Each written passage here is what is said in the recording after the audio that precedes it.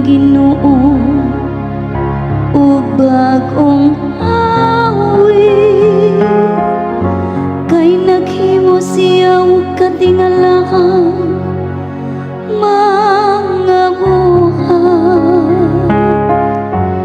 Ang iyang tuong kamot nakakabot og kadamugan alang kaniya. Ang iyang balaan nga bukto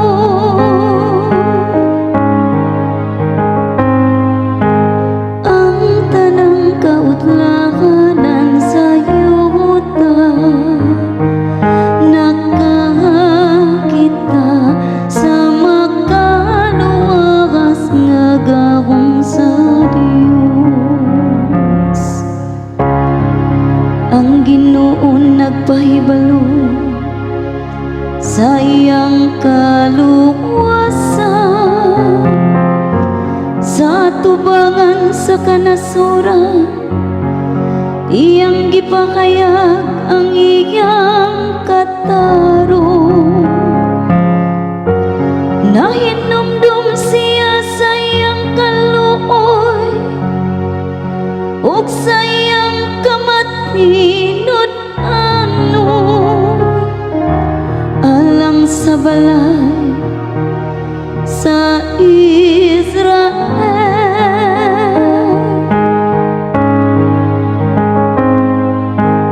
Ang tanang kautlahanan sa yuta nakakita sa makaluwas nga gahom sa Dios. Ang tanang kautlanan sa yuta makakita sa kaluwasan nga gihimo sa atong Dios. Awiti nga malipayon ng Ginoo kamong tanang kayutaan. Singgit kamo sa pag-awit, awit nga pagdaig.